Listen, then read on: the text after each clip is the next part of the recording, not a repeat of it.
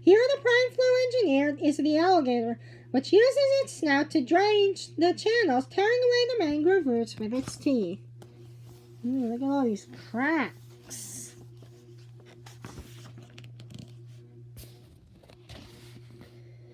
Sunlit waters in the estuary of the Shark River meander in a mangrove maze as they mix with seawater on their way to the nearby Gulf of Mexico.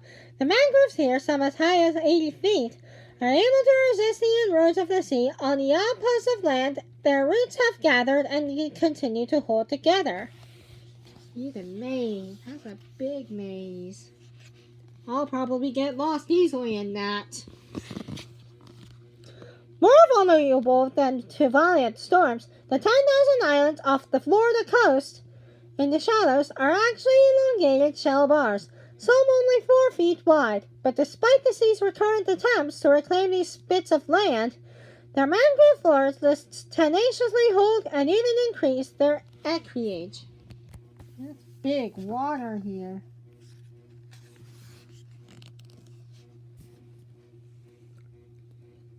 Remnants of a drier epoch. These keys in shallow waters of Florida Bay mark the last outposts of the Everglades lands. Once hammocks set in a prehistoric swamp, they have struggled against the rising sea over the past 5,000 years, protecting against total destruction by the mangroves on their perimeters. The trees continually correct soil and build up a barricade secure, with the most severe hurricane tides. There's the lots of islands here.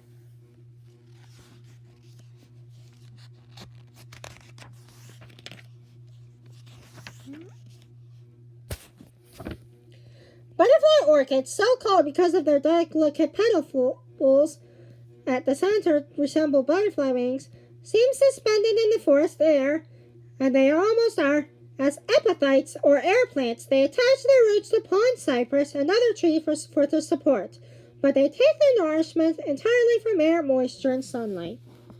Ooh, look at these pretty flowers there.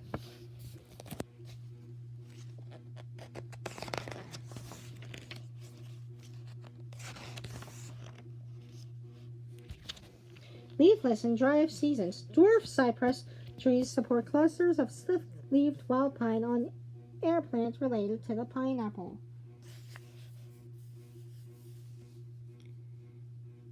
Oh, they lost their leaves.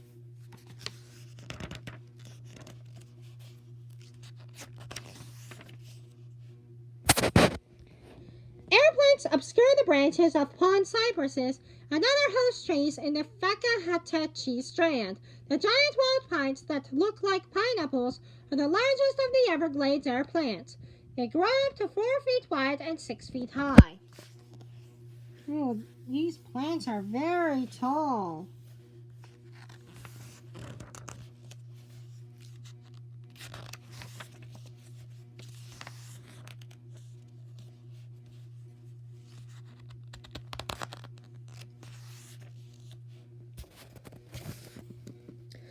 A rounded alligator nest, about 8 feet across and 2 to 3 feet high, conceals a clutch of 30 to 60 eggs under its sawgrass cover. When the young are ready to hatch after 9 weeks incubation, they signal by grunting and their mother waiting nearby rips off the cover of the nest so they can come out of relief. See the alligator? Her nest?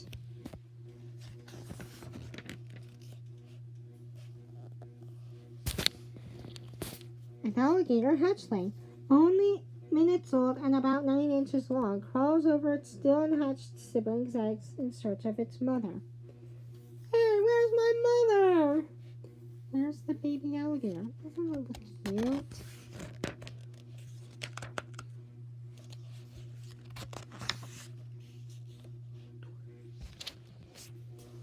Two wood storks wade in a shallow Florida pond to stir up mud and bring an ample supply of small fish within easy reach of their bills. Ooh, look at these fish, these birds. They're looking for fish.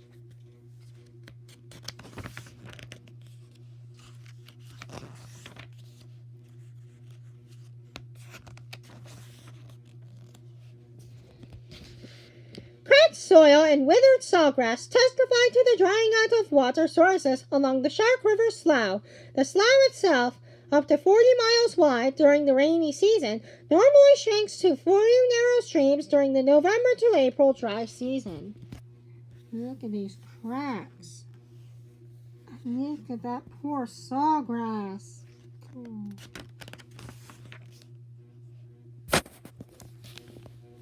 Scores of dead fish, most of them sunfish, lie victim to the shrinking of their shallow pond. Fish in deeper rivers and sloughs usually survive drought. Predator or scavenger, depending on an opportunity, a coon devours a dead fish. Preparing to estivate, a slider turtle digs into the moist soil under a dry pond.